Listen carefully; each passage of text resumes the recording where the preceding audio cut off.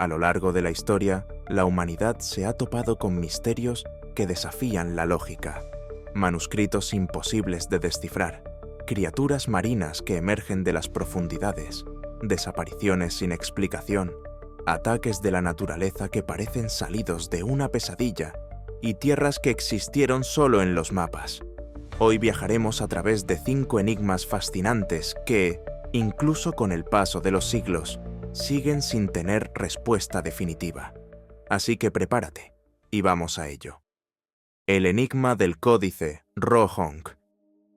Imagina un pequeño libro encuadernado en cuero, sus páginas amarillentas por el paso de los siglos, oculto en algún rincón de una biblioteca.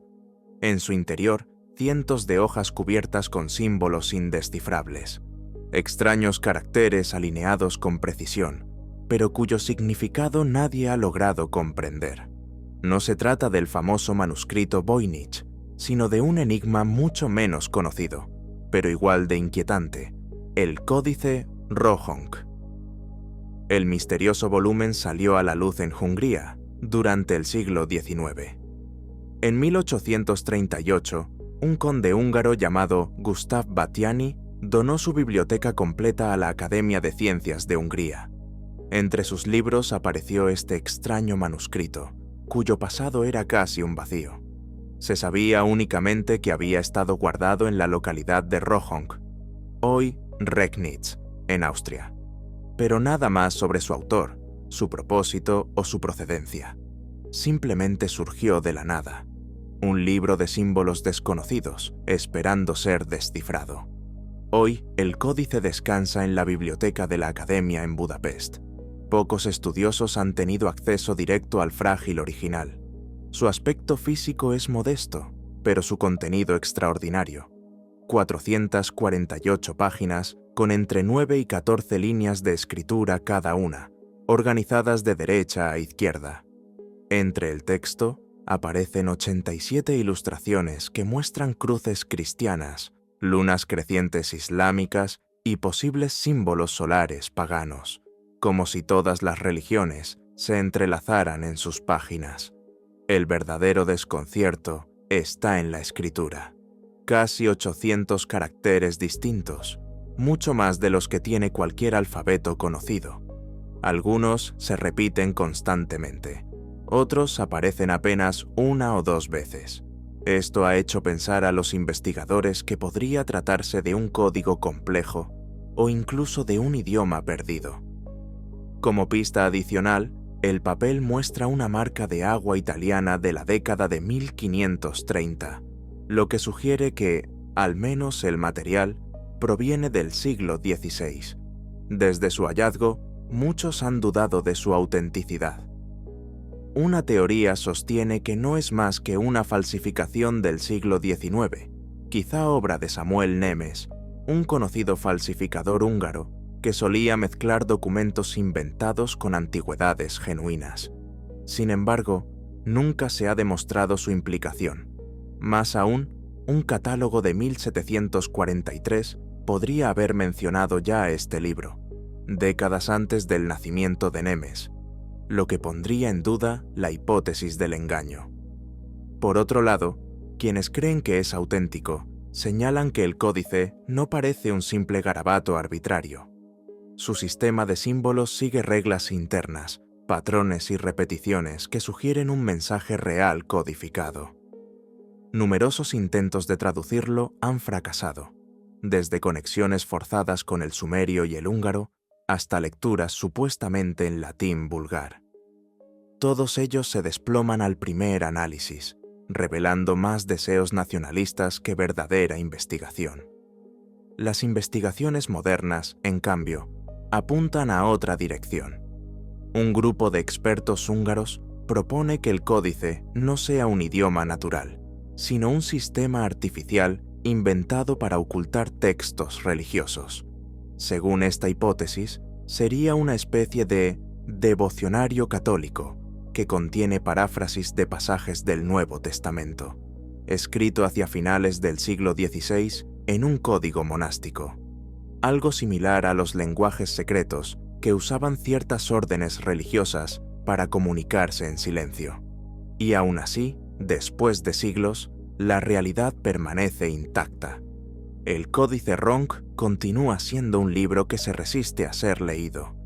Sabemos de dónde proviene su papel, conocemos la dirección en que se escribe, reconocemos que no es un simple fraude improvisado, pero su contenido, su voz y su verdadero origen siguen siendo un misterio que, quizás, solo la combinación entre tecnología moderna y la paciencia humana consiga descifrar algún día. Si el enigma del Códice Ronc nos habla de un misterio escrito en páginas antiguas, la siguiente historia nos traslada al mar abierto, donde otro enigma apareció frente a los ojos de cientos de testigos. No se trataba de símbolos indescifrables, sino de una criatura colosal que emergió de las olas en pleno siglo XIX, desafiando la lógica y alimentando las leyendas sobre monstruos marinos. La serpiente marina del HMS Daedalus. En el verano de 1848, el Océano Atlántico guardaba un secreto. El 6 de agosto de aquel año, la tripulación del HMS Daedalus, un buque de guerra británico que navegaba desde el Cabo de Buena Esperanza hacia la isla de Santa Helena, avistó algo que marcaría para siempre la historia naval victoriana. Una criatura descomunal, semejante a una serpiente marina, deslizándose entre las olas. Según el capitán y sus oficiales, el animal emergía con el cuello y la cabeza erguidos a casi 1,5 metros sobre la superficie, mientras un cuerpo de más de 60 metros de longitud se extendía por el agua. Lo describieron con un cráneo alargado y aplanado en la parte superior, de color marrón oscuro, con una garganta clara y amarillenta. No tenía aletas ni espiráculos visibles, pero sí algo que llamó poderosamente la atención: una especie de melena o penacho que recorría su lomo, como si fuese una gigantesca crin flotando en el mar. Durante más de 20 minutos, cerca de 300 marineros observaron aquella figura colosal que avanzaba a unos 20 kilómetros por hora, sin desviarse, como un ser seguro de su fuerza. La criatura se sumergía suavemente bajo algunas olas, pero nunca mostró el comportamiento típico de un cetáceo. Un teniente, Edgar Drummond, incluso realizó un boceto: una forma serpentiforme con una aleta dorsal a unos 6 metros de la cabeza y más atrás lo que parecía una cola. El capitán, convencido de la veracidad de lo que habían presenciado, redactó un informe oficial al almirantazgo británico. Pero pronto la noticia escapó a la estricta burocracia y llegó a la prensa. El Times de Londres publicó el testimonio el 10 de octubre de 1848, desatando un auténtico furor. El público estaba fascinado. No eran marineros anónimos quienes hablaban de un monstruo marino, sino oficiales de la Marina Real, hombres disciplinados, habituados al mar y, en algunos casos, con formación en ciencias naturales. La polémica no tardó en llegar. El prestigioso biólogo Richard Owen salió al paso para desmontar el relato. Según él, lo que la tripulación había visto no era más que un elefante marino gigante, cuya silueta había sido distorsionada por las olas y la distancia. La larga cola descrita, insistió Owen, no era un cuerpo colosal, sino el simple rastro del agua agitada. Pero el capitán no aceptó esa explicación. Consideraba absurdo que él y cientos de hombres confundieran a un elefante marino con lo que habían visto tan de cerca. La disputa se trasladó a los periódicos, donde cada bando defendía su versión con vehemencia. El caso llegó incluso al Parlamento británico, pues las autoridades navales se mostraban incómodas ante la idea de que sus oficiales promovieran historias de monstruos. Sin embargo, el capitán del Daedalus se mantuvo firme y colaboró con la revista Illustrated London News para publicar ilustraciones grabadas de la criatura. Estas imágenes, el equivalente victoriano a una fotografía viral, dieron la vuelta al mundo y convirtieron al monstruo del Daedalus en uno de los enigmas más célebres del mar. Con el tiempo, las teorías fueron variando.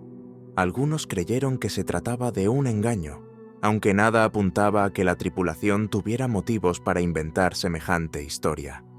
Otros sostuvieron que quizá vieron un animal real malinterpretado, ballenas poco comunes, grandes tiburones o incluso un rorqual sei, un tipo de ballena cuyo perfil encaja sorprendentemente con la descripción original. También se barajó la posibilidad de un espejismo marino o de que un grupo de animales fuera confundido con un solo ser. Y, como no podía faltar, hubo quienes defendieron la hipótesis más audaz, que el HMS Daedalus se cruzó con una especie desconocida, quizá un reptil marino prehistórico que sobrevivió en las profundidades, o un animal gigantesco aún no catalogado por la ciencia. Han pasado más de 175 años desde aquel avistamiento, y aunque los naturalistas modernos se inclinan por una explicación basada en cetáceos, la verdad es que jamás se llegó a una conclusión definitiva.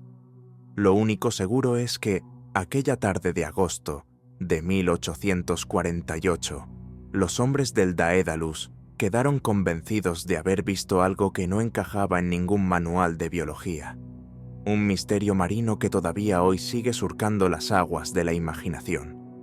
De los océanos embravecidos, volvemos a tierra firme, pero no por ello abandonamos el misterio.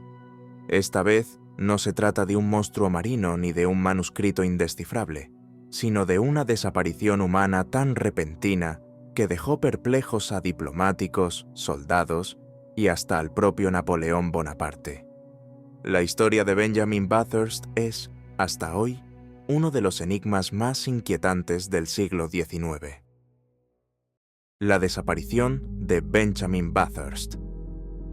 En 1809, mientras Europa ardía bajo las guerras napoleónicas, un joven diplomático británico emprendió un viaje que terminaría convirtiéndose en una de las desapariciones más extrañas de la historia. Su nombre era Benjamin Bathurst, hijo de un obispo influyente, y con apenas 25 años ya era un experimentado enviado de la corona británica. Bathurst había estado en Viena, intentando, sin éxito, convencer a Austria de unirse a la causa contra Napoleón. Tras la derrota austriaca, comprendió que su presencia en el continente era peligrosa. Temía ser vigilado por espías franceses, así que adoptó una identidad falsa, se disfrazó de comerciante y planeó regresar a Inglaterra cruzando Prusia hasta embarcarse en Hamburgo. El 25 de noviembre de 1809, Bathurst viajaba acompañado por un asistente, Herr Krause. Esa noche hicieron una parada en la posada El Cisne Blanco, en la pequeña ciudad prusiana de Perleberg. Cenaron juntos y esperaron a que prepararan caballos frescos para continuar bajo la oscuridad, confiando en que la noche les ofreciera un manto de seguridad. A eso de las 9, Bathurst salió al patio, envuelto en un pesado abrigo de piel. Algunos testigos lo vieron caminar hacia la parte delantera de la diligencia, quizá para inspeccionar los caballos o hablar con el cochero. Fue la última vez que alguien lo vio. En cuestión de segundos, había desaparecido sin dejar rastro. Alarmado, Krause dio aviso inmediato. Las autoridades locales iniciaron la búsqueda al día siguiente, bajo el mando del capitán prusiano Friedrich von Klitzing. Revisaron cada rincón de la ciudad, rastrearon el río cercano y peinaron los alrededores. Pronto hallaron pistas inquietantes. El lujoso abrigo de Bathurst apareció escondido en un establo vinculado a un trabajador de la posada. Semanas después, unos pantalones suyos fueron encontrados en un bosque cercano, con perforaciones que parecían agujeros de bala, aunque sin manchas de sangre.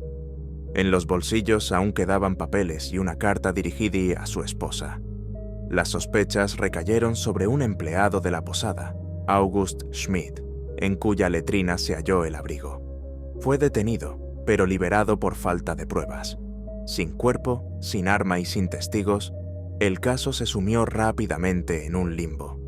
La noticia llegó hasta Inglaterra y finalmente hasta Francia.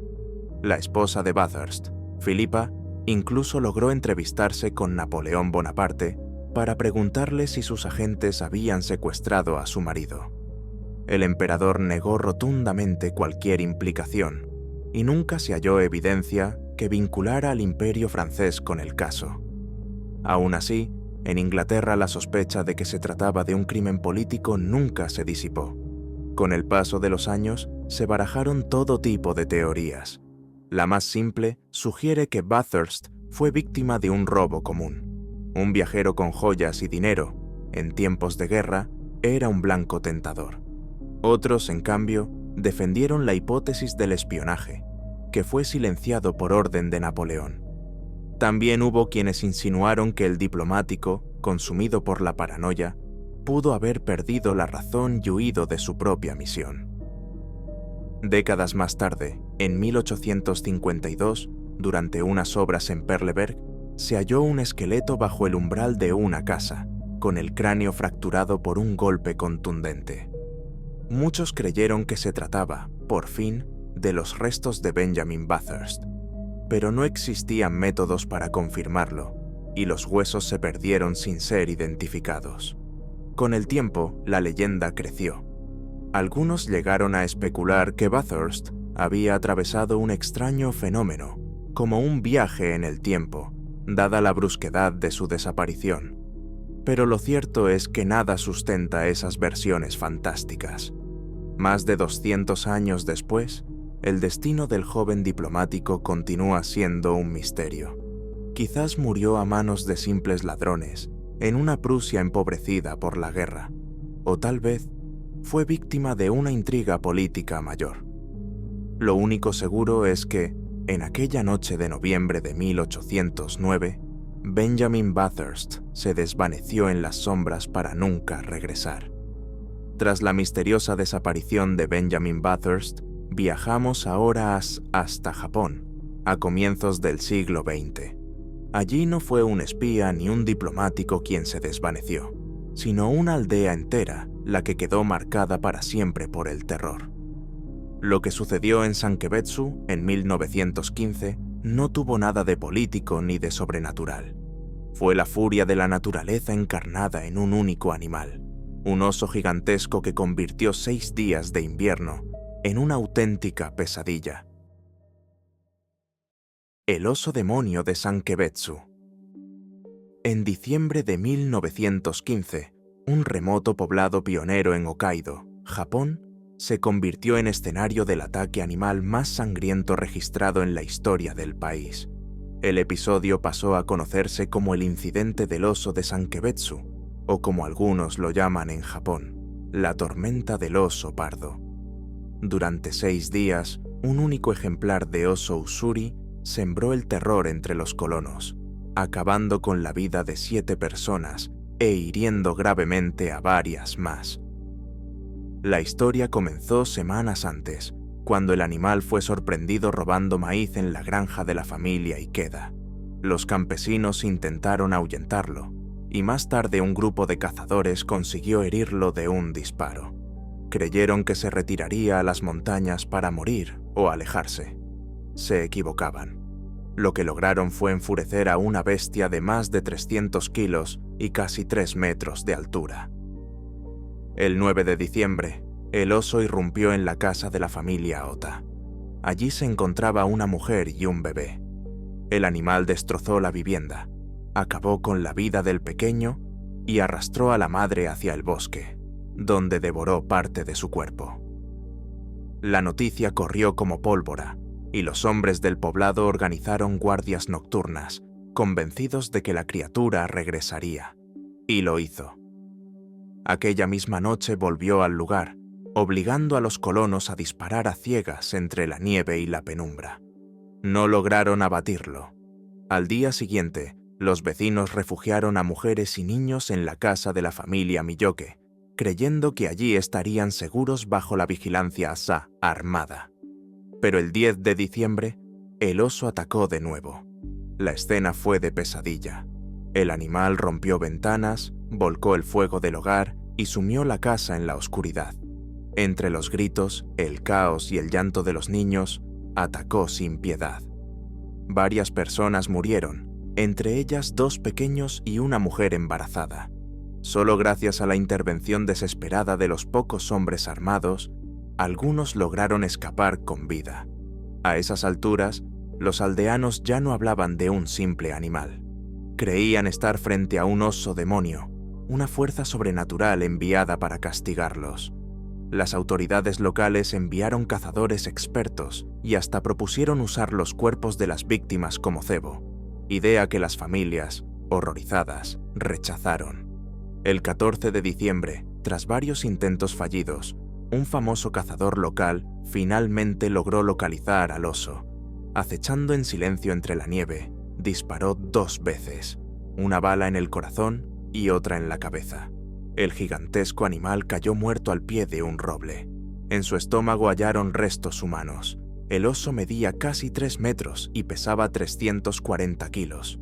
Un ejemplar sano, fuerte y en la plenitud de su vida. Enfurecido por haber sido herido, se había convertido en un depredador de hombres. Los colonos, entre el miedo y la rabia, descuartizaron al animal y comieron parte de su carne como una forma ritual de venganza. El horror de aquellos días dejó cicatrices profundas. El poblado fue abandonado poco después y su historia quedó marcada como una advertencia sobre la fragilidad humana frente a la naturaleza. Décadas más tarde, un niño que sobrevivió al ataque, Haruyoshi Oka, juró vengarse de los osos. A lo largo de su vida, llegó a cazar más de 100 ejemplares de la especie. El incidente de Sankebetsu sigue siendo un caso estudiado por historiadores y expertos en fauna. Algunos creen que el oso salió demasiado pronto de su hibernación y estaba desesperado por alimento. Otros, que fue la herida inicial la que desató su furia contra los humanos. Sea como fuere, en aquellas 6 jornadas de diciembre, el pequeño poblado de Hokkaido vivió un auténtico infierno en la tierra. Después del terror muy real que vivieron los colonos de Sankebetsu frente a un oso de carne y hueso, nuestra última historia nos lleva a un misterio de otra naturaleza. No se trata de un animal ni de una desaparición humana, sino de un lugar que existió solo en los mapas. Un territorio fantasma que durante décadas engañó a exploradores y cartógrafos. La enigmática isla de New South Greenland. La isla fantasma de New South Greenland. En los mapas del siglo XIX aparecía un territorio misterioso que, con el tiempo, resultó no ser más que un espejismo. Era conocido como New South Greenland, una isla que nunca existió, pero que durante casi un siglo alimentó la imaginación de exploradores y cartógrafos. Las llamadas Islas Fantasma son errores geográficos convertidos en leyenda, tierras reportadas por navegantes, registradas en cartas náuticas y buscadas por expediciones, solo para descubrir más tarde que no había nada allí. Muchas de estas confusiones nacían de ilusiones ópticas en alta mar, bancos de niebla, témpanos de hielo o simples errores de cálculo en la navegación. La historia de New South Greenland comenzó en 1823. El capitán estadounidense Benjamin Morrell, al mando del bergantín Wasp, exploraba las heladas aguas del mar de Weddell, cerca de la Antártida. Durante varios días, él y su tripulación aseguraron ver una extensa costa con montañas al fondo, aves en el cielo y miles de focas en la orilla. Convencido de que se trataba de un nuevo territorio, Morrell lo bautizó como New South Greenland y registró sus coordenadas. La noticia se difundió rápidamente y algunos mapas comenzaron a incluir el supuesto descubrimiento. Pero Morrell ya tenía fama de exagerar sus relatos, lo que generó dudas. Aún así, el hecho de que toda la tripulación afirmara haber visto la isla dio cierto crédito a su historia. En 1838, el explorador francés Jules Dumont d'Urville navegó hasta las coordenadas señaladas. Allí no encontró nada más que mar abierto y bloques de hielo flotando. A pesar de esto, el misterio persistió, pues en 1843 otro navegante prestigioso, James Clark Ross, afirmó haber visto algo parecido a tierra en esa misma región. Aunque las condiciones del hielo le impidieron acercarse, su avistamiento mantuvo vivo el mito. No fue hasta inicios del siglo XX que el enigma quedó resuelto. En 1912, la expedición alemana de Wilhelm Filchner viajó al mar de Weddell y se adentró exactamente en las aguas donde debía hallarse la isla. No encontraron nada. Incluso perforaron el hielo y midieron la profundidad del océano. Miles de metros de agua bajo ellos, imposible que existiera un continente oculto. 3 años más tarde, la expedición de Shackleton presenció el mismo fenómeno. En el horizonte parecían elevarse montañas lejanas, que luego se desvanecían como humo. La explicación era un efecto óptico conocido como Fata Morgana, un espejismo polar que deforma y multiplica imágenes lejanas, proyectando en el cielo figuras que parecen montañas o costas inexistentes. Eso era lo que había visto Morrell. No un nuevo continente, sino una ilusión creada por el hielo y la luz. Así, New South Greenland pasó a formar parte del curioso catálogo de islas fantasma, territorios que solo existieron en la cartografía y en la mente de quienes juraron haberlos visto. Un recordatorio de que, en la frontera entre exploración y mito, el mar siempre ha sabido jugar con la mirada humana. De los mares que inventaron costas ilusorias, pasamos ahora a los cielos, donde otro misterio nació no de un espejismo, sino de una desaparición real.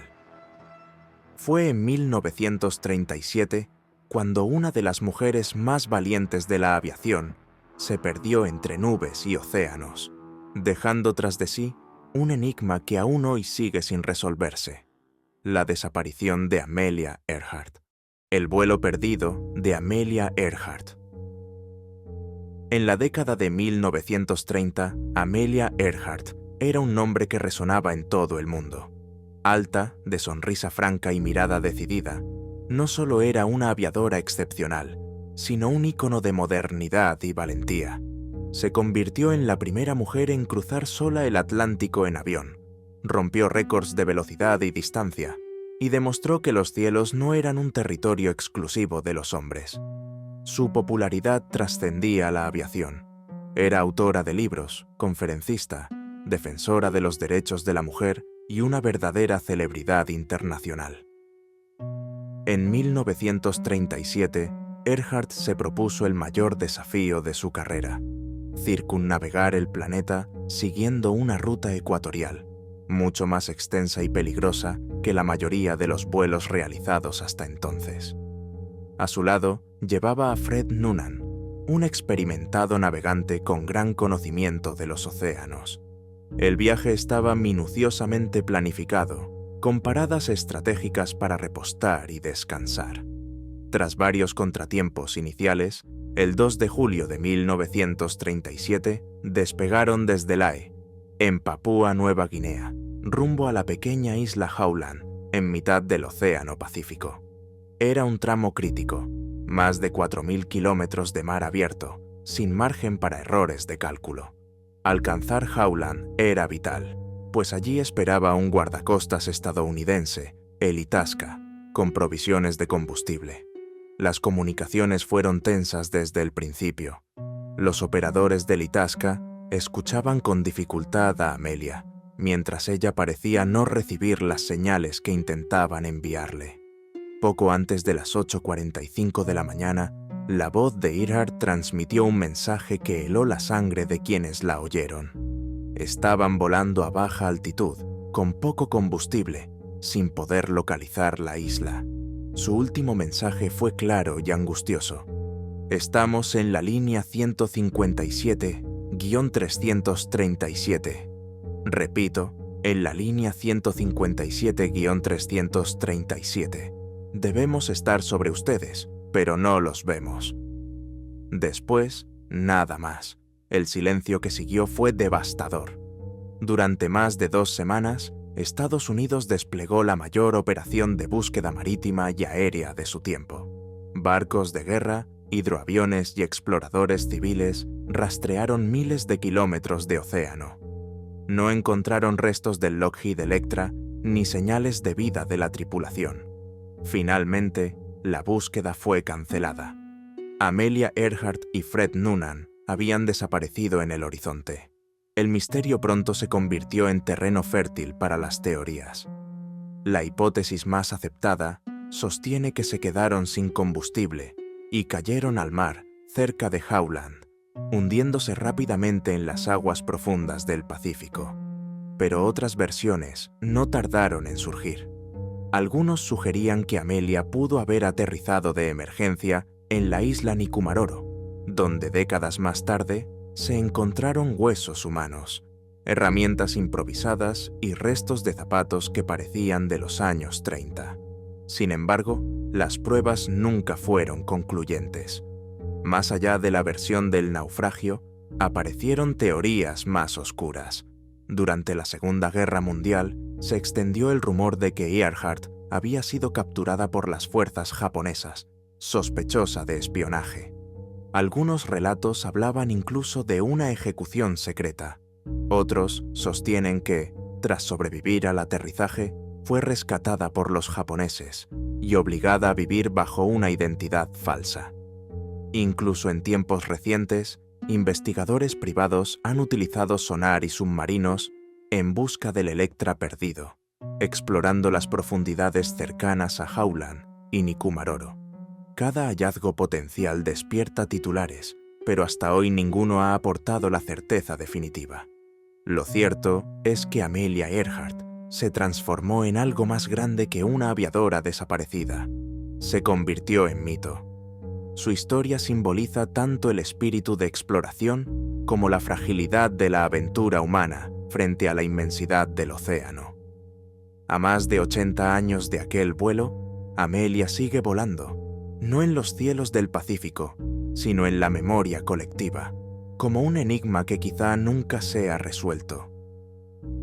El misterio de Amelia Earhart nos muestra cómo incluso los héroes pueden desvanecerse en la inmensidad del océano, dejando tras de sí un silencio imposible de llenar. Pero no todos los enigmas ocurren en mares lejanos o cielos perdidos. Algunos nacen en el corazón mismo de las ciudades, en medio del poder y la política. Así fue el caso de Jimmy Hoffa, uno de los líderes sindicales más influyentes y polémicos de Estados Unidos, cuya desaparición en 1975 se convirtió en uno de los mayores misterios criminales del siglo XX, el misterio de Jimmy Hoffa. En la América de mediados del siglo XX, pocos nombres eran tan poderosos y tan temidos como el de Jimmy Hoffa. Carismático, combativo y controvertido, Hoffa fue el líder más influyente de la Hermandad Internacional de Camioneros, un sindicato que llegó a reunir a más de 2 millones de miembros y que se convirtió en un gigante capaz de mover la economía del país. Para muchos trabajadores era un héroe, para otros una figura corrupta con lazos demasiado estrechos con el crimen organizado. Hoffa había nacido en 1913, en una familia humilde. Su ascenso fue meteórico. Desde joven se mostró como un negociador duro, capaz de organizar huelgas y conseguir mejoras salariales para sus compañeros. Bajo su mando, el sindicato creció como nunca antes, y con ese crecimiento también aumentó su influencia política y sus conexiones con la mafia. Era un hombre que sabía moverse en la delgada línea entre el poder legítimo y el poder en la sombra. Pero el 30 de julio de 1975, todo cambió. Aquella tarde, Jimmy Hoffa tenía una reunión en el restaurante Machus Red Fox, en las afueras de Detroit. Se suponía que iba a encontrarse con 2 conocidos mafiosos, Anthony Giacalone y Anthony Provenzano. A la 1 de la tarde, Hoffa esperó en el estacionamiento del local. 1 hora más tarde, todavía estaba allí, impaciente. Poco después, desapareció para siempre. Su coche, un Mercury verde, fue hallado en el aparcamiento del restaurante. Estaba cerrado y no mostraba signos de violencia. Hoffa, en cambio, había desaparecido sin dejar rastro. Su esposa denunció la desaparición esa misma noche y, al día siguiente, La policía y el FBI iniciaron una investigación que se prolongaría durante años. Las teorías no tardaron en multiplicarse. La más extendida sostiene que Hoffa fue asesinado por la mafia para evitar que recuperara el control del sindicato de camioneros, pues había anunciado su intención de volver al liderazgo tras salir de prisión en 1971 por cargos de fraude y manipulación de jurados. Su regreso amenazaba los acuerdos secretos entre el sindicato y el crimen organizado, y eso lo convirtió en un hombre incómodo. A lo largo de las décadas han surgido confesiones, rumores y hasta excavaciones en busca de su cuerpo. Algunos afirmaron que fue enterrado en los cimientos de un estadio de fútbol, otros que lo desintegraron en una fundición de acero o que sus restos terminaron en un vertedero de Nueva Jersey. En 2012, el FBI excavó el jardín de una casa tras una pista anónima. En 2021, investigaron un vertedero en Nueva Jersey. En ninguno de los casos hallaron evidencia concluyente. El misterio se ha convertido en parte de la cultura popular estadounidense. Películas, series y libros han retratado la figura de Hoffa como un personaje ambiguo, mitad mártir sindical, mitad cómplice de mafiosos. Su desaparición, más que su vida, terminó definiendo su leyenda. Casi 50 años después, el caso de Jimmy Hoffa sigue abierto. Nadie ha sido acusado formalmente y su cuerpo jamás ha sido encontrado. Su ausencia se transformó en una pregunta permanente. ¿Qué ocurrió realmente con el hombre que alguna vez fue el rostro del poder obrero en Estados Unidos? La respuesta, quizá, aún duerme bajo el asfalto de Detroit o en el silencio de quienes juraron guardar el secreto para siempre. El caso Hoffa nos muestra cómo incluso los hombres más poderosos pueden desaparecer sin dejar rastro, devorados por el silencio de la conspiración. Pero no todos los misterios envuelven a líderes sindicales o figuras públicas. A veces el enigma nace en lo cotidiano, en la vida tranquila de una adolescente que sale a dar un paseo en bicicleta y jamás regresa a casa. Así comienza la inquietante historia de April Fabb, un caso que todavía hoy estremece a Inglaterra. La desaparición de April Fabb. Era una tarde soleada y tranquila de primavera, el 8 de abril de 1969, en el condado rural de Norfolk, al este de Inglaterra. En un entorno de campos verdes y carreteras estrechas, la vida parecía discurrir con calma, ajena al bullicio de las ciudades. Allí vivía April Fabb, una niña de 13 años, alegre, inquieta y querida por todos en su comunidad. Ese día, después del colegio, April decidió montar su bicicleta para visitar a su hermana en el cercano pueblo de Roughton.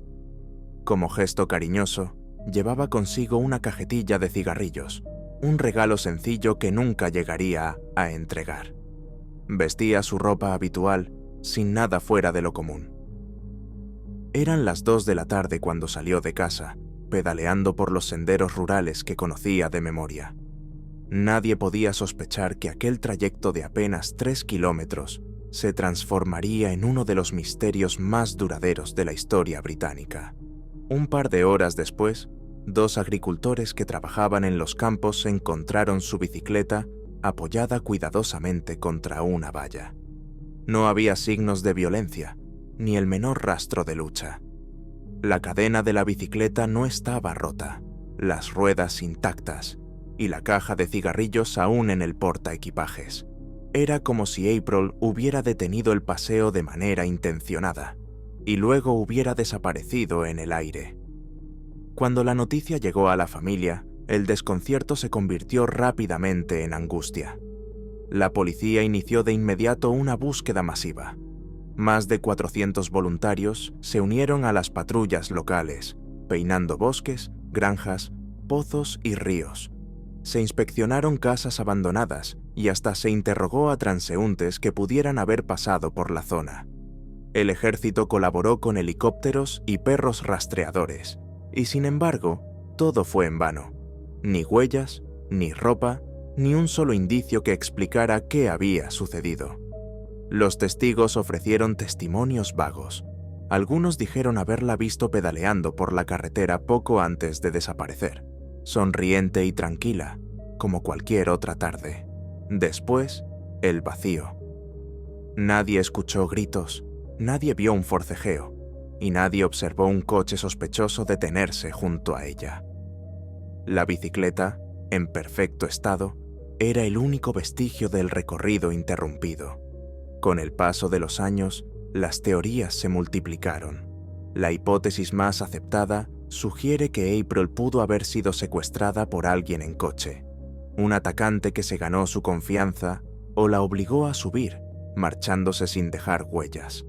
Otros especulan que cayó víctima de un criminal itinerante, alguien que cruzó la región por azar y que jamás regresó, borrando así cualquier posibilidad de identificación. El caso llamó aún más la atención en 1978, cuando otra niña, Jeanette Tate, desapareció en Devon en circunstancias casi idénticas. Su bicicleta quedó abandonada en un camino rural y nunca más se volvió a saber de ella.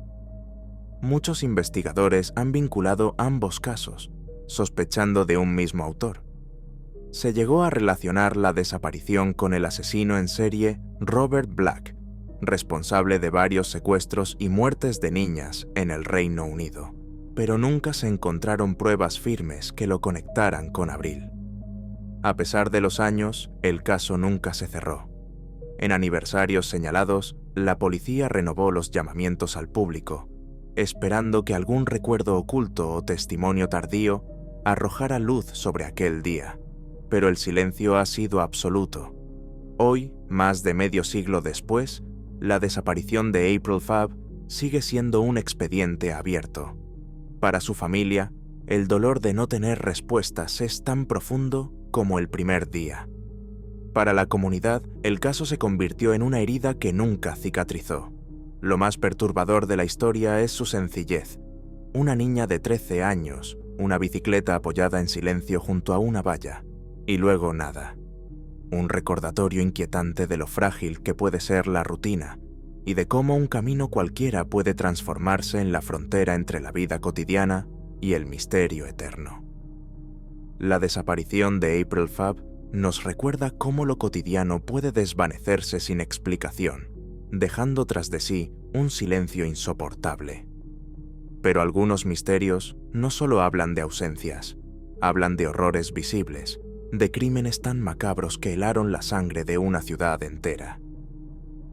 En el Londres victoriano, mientras Jack el Destripador sembraba el terror en Whitechapel, otro caso igualmente espeluznante estremeció a la capital: el asesinato sin cabeza de Whitehall, en 1888.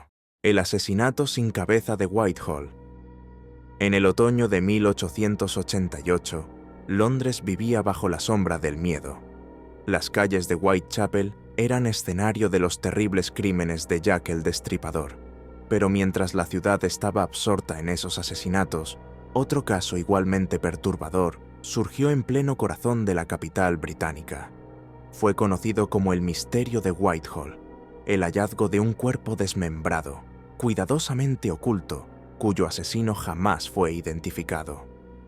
El 2 de octubre de 1888, unos obreros que trabajaban en la construcción del nuevo edificio de Scotland Yard hicieron un descubrimiento espeluznante. Dentro de una bóveda en el sótano, entre los escombros, apareció el tronco de una mujer, sin cabeza, sin brazos y sin piernas. Los restos estaban envueltos en tela y parecían colocados allí de forma deliberada. El hallazgo conmocionó a la policía. Alguien había depositado un cadáver mutilado justo bajo las narices de la institución encargada de impartir justicia. Días antes, el 11 de septiembre, un brazo humano había sido hallado flotando en el río Támesis, cerca de Pimlico. Y el 17 de octubre, otra parte del cuerpo, una pierna, apareció en la orilla del río. Las coincidencias eran demasiado grandes. Todo apuntaba a que los restos pertenecían a la misma mujer, víctima de un asesino que se había tomado el tiempo de desmembrar y dispersar su cuerpo en distintos lugares. El caso desató una ola de horror en Londres. Mientras los periódicos relataban las atrocidades de Jack el Destripador, la prensa también cubría con morbo este nuevo enigma, al que bautizaron como el asesinato de Whitehall. Las similitudes con los crímenes de Whitechapel llevaron a muchos a pensar que ambos casos podían estar relacionados. Sin embargo, las diferencias eran claras. El destripador atacaba prostitutas en la calle, degollándolas y mutilando sus órganos, mientras que el caso de Whitehall mostraba un meticuloso desmembramiento, como si el asesino tuviera conocimientos de anatomía o carnicero. La investigación se topó con un muro. La identidad de la víctima nunca fue establecida con certeza. Se estimaba que era una mujer de entre 24 y 35 años, de complexión fuerte, pero no había denuncias de desapariciones que encajaran del todo con la descripción. El asesino parecía haber actuado con calma y precisión, ocultando el torso en un lugar donde difícilmente se descubriría, salvo que el destino jugara en su contra. Los rumores no tardaron en crecer. Algunos aseguraban que se trataba de un médico o cirujano con conocimientos anatómicos, otros que era un carnicero experimentado. Incluso hubo quienes especularon que podía tratarse de un asesino en serie diferente, responsable de otros crímenes similares ocurridos en Londres en esa época, como el caso de la llamada Mujer de Rainham. El hecho de que los restos aparecieran precisamente durante la construcción de Scotland Yard parecía un mensaje macabro, un desafío al poder policial. Pero nunca se halló prueba alguna que permitiera avanzar en la investigación. Al final, el misterio de Whitehall quedó sin resolver. Ni la víctima ni el asesino fueron identificados, y en medio de la vorágine mediática por Jack el Destripador, este caso quedó relegado a un segundo plano, aunque para muchos resultaba igual de aterrador. Un recordatorio de que en la Londres victoriana no solo un monstruo acechaba en la oscuridad. Hoy, más de un siglo después, el asesinato sin cabeza de Whitehall sigue siendo un enigma, un eco perturbador de una época donde el crimen y el miedo caminaban de la mano por las calles de Londres. El misterio de Whitehall mostró que en la Londres victoriana la violencia podía esconderse en sótanos y riberas del río, bajo una fachada de progreso y civilización. Pero al otro lado del Atlántico, décadas más tarde, otro asesino sembraría el terror, no con precisión quirúrgica, sino con brutalidad desatada. En Nueva Orleans, entre 1918 y 1919, un hombre al que la prensa bautizó como el Axeman, se convirtió en la pesadilla de toda una ciudad, dejando tras de sí una serie de crímenes tan salvajes como enigmáticos. El Axeman de Nueva Orleans. A comienzos del siglo XX, la ciudad de Nueva Orleans era un hervidero de culturas, música y vida nocturna. Pero entre 1918 y 1919, sus calles se convirtieron en escenario de una pesadilla. Un asesino anónimo, armado con un hacha, irrumpía en hogares durante la madrugada, atacando a familias enteras mientras dormían. La prensa lo bautizó como el Axeman, el hombre del hacha, y su rastro sangriento dejó una huella imborrable en la historia criminal de Estados Unidos. Su primer ataque confirmado ocurrió en mayo de 1918. Joseph Maggio y su esposa Catherine, inmigrantes italianos, fueron hallados en su casa brutalmente atacados con un hacha. La escena era macabra. Las gargantas de ambos habían sido cortadas y sus cráneos aplastados. El arma del crimen pertenecía a la propia familia. El asesino la había encontrado en la vivienda y la utilizó antes de marcharse sin robar nada. No pasó mucho tiempo antes de que se repitieran casos similares. El Axeman parecía tener un patrón. Atacaba principalmente a tenderos de origen italiano o a sus familias. Entraba en las casas forzando la puerta trasera, usando un cincel o incluso quitando un panel de madera. Siempre golpeaba mientras la gente dormía, usando un hacha encontrada en la vivienda o cercana al lugar. El terror se extendió como un incendio. Nadie sabía quién sería el próximo. Algunos sobrevivientes describieron fugazmente a un hombre alto, de complexión fuerte, pero las versiones eran tan vagas que no aportaron avances. El asesino desaparecía en la oscuridad tan rápido como aparecía, dejando tras de sí cuerpos ensangrentados y hogares destrozados. Lo que convirtió a Laxman en leyenda fue una carta enviada a los periódicos en marzo de 1919. En ella, el autor afirmaba ser un espíritu demoníaco del infierno que disfrutaba con la sangre y lanzaba un desafío a la ciudad. El próximo martes por la noche recorreré Nueva Orleans, pero juro por todo lo que existe en el más allá que no tocaré a quienes tengan jazz sonando en sus casas. La reacción fue inmediata. Aquella noche, los bares, salones y hogares de Nueva Orleans se llenaron de música. Orquestas improvisadas tocaban jazz en las calles y la ciudad entera vibraba con un extraño carnaval de miedo y melodía. Esa noche nadie fue atacado. Aún así, los crímenes continuaron después. Las víctimas se multiplicaron: hombres, mujeres e incluso niños. Algunas sobrevivieron con heridas graves, otras no tuvieron tanta suerte. La policía investigó a decenas de sospechosos, desde criminales locales hasta posibles asesinos en serie vinculados a la mafia, pero ninguno encajó plenamente. En octubre de 1919, los ataques cesaron de repente, tal como habían comenzado. El Axeman se desvaneció en la nada. Nunca fue identificado, detenido ni juzgado. Hoy, el Axeman forma parte de la mitología oscura de Nueva Orleans, al mismo nivel que sus fantasmas y leyendas de vudú. Su carta y sus crímenes han inspirado libros, canciones e incluso capítulos de series televisivas. Lo único cierto es que durante poco más de un año, la ciudad vivió bajo el miedo constante de un asesino invisible que convirtió la música en la extraña frontera entre la vida y la muerte. El Axeman desapareció tan misteriosamente como había llegado, dejando a Nueva Orleans con más preguntas que respuestas. Pero no todos los enigmas nacen de la violencia. Algunos se ocultan en papeles antiguos, en códigos imposibles de descifrar que prometen riquezas incalculables. Tal es el caso de los cifrados de Bill, un conjunto de mensajes en clave que desde el siglo XIX aseguran revelar la ubicación de un tesoro enterrado. Un tesoro que, hasta hoy, nadie ha podido encontrar.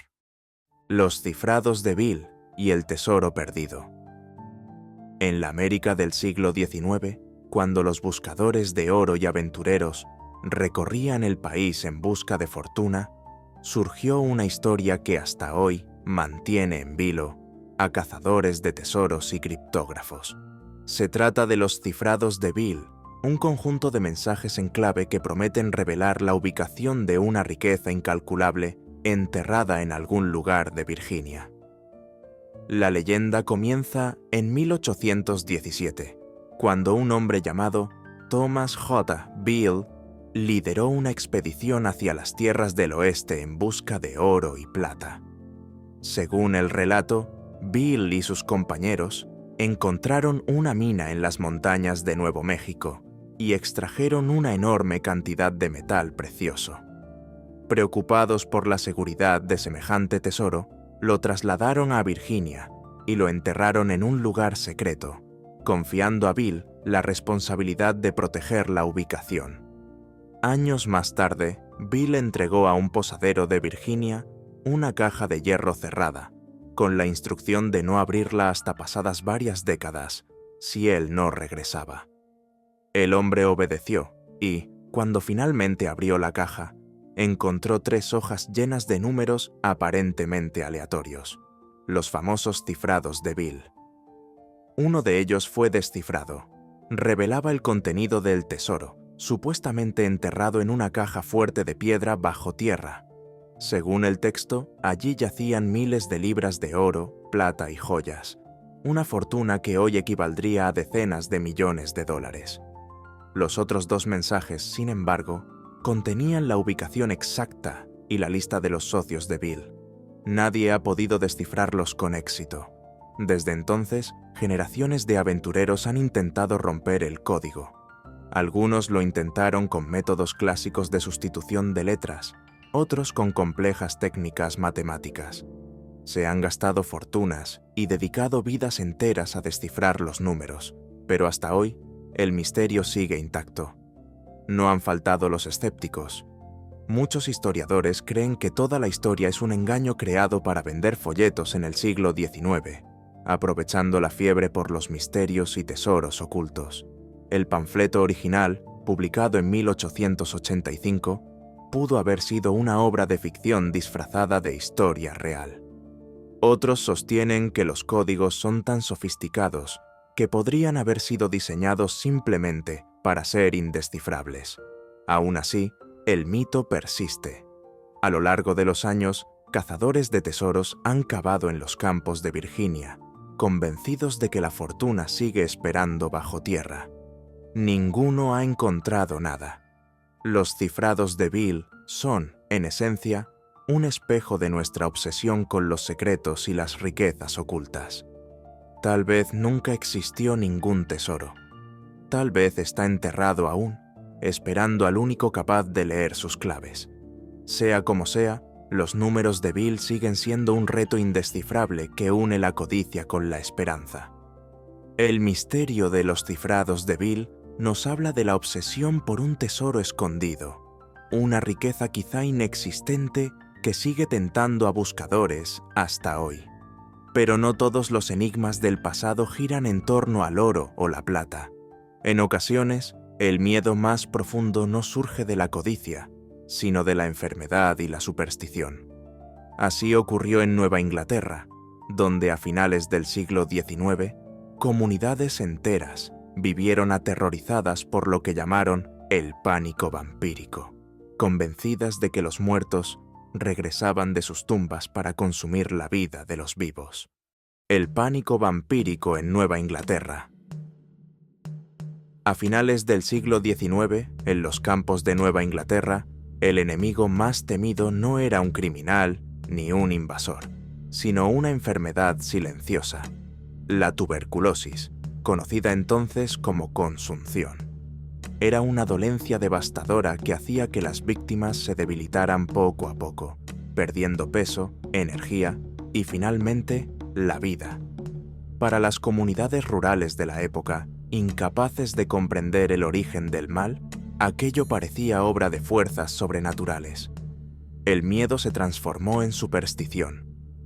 Cuando varias muertes ocurrían en una misma familia, muchos vecinos estaban convencidos de que no se trataba de una simple enfermedad, sino de la acción de un vampiro. Creían que los difuntos regresaban desde la tumba para chupar la vida de sus parientes, condenándolos a una lenta agonía. Las reacciones fueron drásticas. En pueblos de Rhode Island, Vermont y Connecticut se realizaron exhumaciones públicas de cadáveres. Las familias, presionadas por la comunidad, abrían las tumbas de sus seres queridos para comprobar si los cuerpos mostraban signos de actividad vampírica. Si el difunto presentaba todavía sangre en el corazón o en los pulmones, lo consideraban prueba de que estaba consumiendo a los vivos. En esos casos, el remedio era brutal. Se extraía y se quemaba el corazón, y a veces las cenizas eran mezcladas en una bebida que se daba a los enfermos como cura contra el vampiro.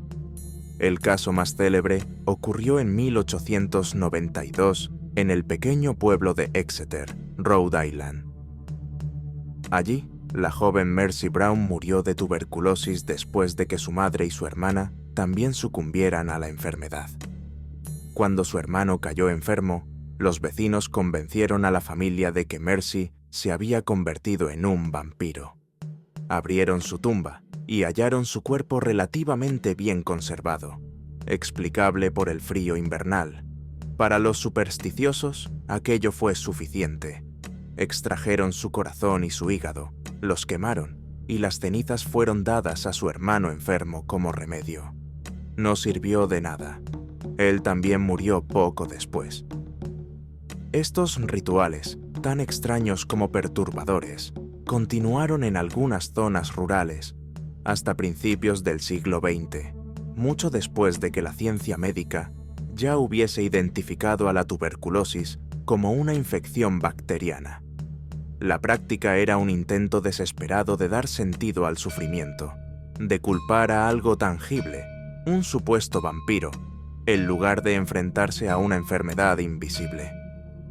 Con el tiempo, los llamados vampiros de Nueva Inglaterra se convirtieron en parte del folclore local, y aunque no tenían nada que ver con los vampiros de la literatura gótica o con Drácula, que empezaba a popularizarse en aquellos años, el pánico vampírico refleja hasta qué punto el miedo y la ignorancia pueden moldear la realidad. Hoy, las historias de exhumaciones y corazones quemados parecen increíbles, pero forman parte documentada de los archivos de salud y de la memoria oral de la región. Un recordatorio de que, en tiempos de incertidumbre, el ser humano a menudo recurre a lo irracional en busca de una explicación y de una esperanza. El pánico vampírico en Nueva Inglaterra nos recuerda cómo, frente a la enfermedad y la muerte, las comunidades buscaron respuestas en lo sobrenatural.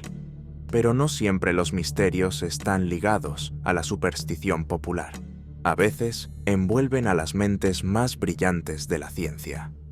Así ocurrió en 1938, cuando un físico italiano, considerado un genio, comparable a Einstein, se desvaneció sin explicación, dejando tras de sí un enigma que todavía desconcierta a historiadores y científicos. Es la historia de la desaparición de Ettore Majorana. La desaparición de Ettore Majorana. En el mundo de la física, pocos nombres despiertan tanta fascinación y misterio como el de Ettore Majorana. Nacido en Sicilia en 1906, fue un niño prodigio que creció hasta convertirse en una de las mentes más brillantes de su generación. Sus colegas lo consideraban un genio comparable a Galileo o Einstein. El propio Enrico Fermi, premio Nobel y padre de la energía nuclear, lo describía como un hombre de intuición tan profunda que todo lo que decía era oro puro. Majorana destacaba por su talento excepcional en la mecánica cuántica. Sus trabajos sobre partículas subatómicas lo llevaron a proponer la existencia de lo que hoy conocemos como los fermiones de Majorana, partículas que serían su propia antipartícula, una idea revolucionaria que todavía ocupa a los físicos actuales. Y sin embargo, a pesar de sus logros, Majorana era un hombre atormentado, reservado y profundamente enigmático. El 25 de marzo de 1938, en pleno auge de la Italia fascista, Majorana abordó un barco en Nápoles con destino a Palermo. Había enviado una carta a la Universidad de Nápoles en la que insinuaba intenciones suicidas. «El mar me ha atraído siempre y ahora lo tomo como refugio», escribió. Pero poco después, envió otra misiva en la que se retractaba, afirmando que tenía aún mucho por vivir y que volvería a trabajar. Nadie volvió a verlo jamás.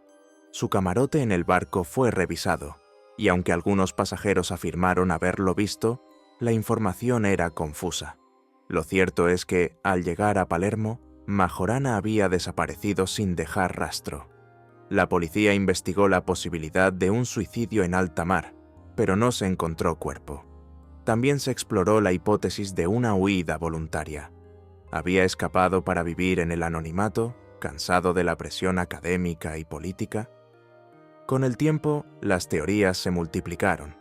Algunos sostenían que Majorana había sido reclutado en secreto para trabajar en proyectos científicos de alto nivel, quizá vinculados a la energía nuclear, que en esos años comenzaba a perfilarse como el futuro de la guerra y la tecnología. Otros lo imaginaban retirado a un convento, abrazando una vida de silencio y aislamiento. También circularon rumores de que había emigrado clandestinamente a Sudamérica, donde habría vivido bajo otra identidad. Décadas más tarde, testimonios aislados parecieron reforzar esas versiones. Un informe de la policía italiana en los años 50 aseguraba que Majorana había sido visto en Venezuela, trabajando como profesor bajo un nombre falso. Nada fue confirmado. Lo cierto es que, incluso para sus contemporáneos, Majorana siempre fue un enigma viviente. Su inteligencia deslumbrante convivía con una melancolía insondable. Algunos colegas aseguraban que veía demasiado lejos, que comprendía verdades tan profundas sobre la naturaleza del universo que eso mismo lo había vuelto incapaz de soportar la vida cotidiana. Hoy, más de 80 años después, su desaparición sigue siendo uno de los grandes misterios de la ciencia. ¿Se arrojó al mar en un impulso trágico? ¿O decidió apartarse del mundo para seguir pensando en silencio? Nadie lo sabe. Lo que sí permanece es su legado intelectual, teorías que aún guían la física moderna, y un nombre convertido en sinónimo de genio y misterio. Ettore Majorana no solo desapareció físicamente, se convirtió en una leyenda, un recordatorio de que hasta las mentes más brillantes pueden perderse en la oscuridad.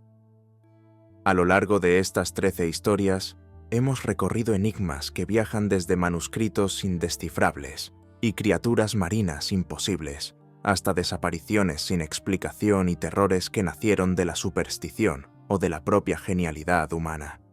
Misterios que, pese al paso del tiempo, siguen recordándonos lo mucho que aún ignoramos del mundo que habitamos. Quizá nunca encontremos las respuestas definitivas, pero tal vez eso es lo que los hace tan fascinantes. Nos invitan a imaginar, a cuestionar y a seguir explorando. Si disfrutaste este viaje a través de lo inexplicable, no olvides suscribirte al canal, darle un me gusta al video y compartirlo para que más personas se unan a esta travesía de misterios. Y cuéntame en los comentarios, ¿cuál de estas historias te impresionó más? Hasta la próxima. Y recuerda, la frontera entre lo real y lo desconocido siempre está más cerca de lo que creemos.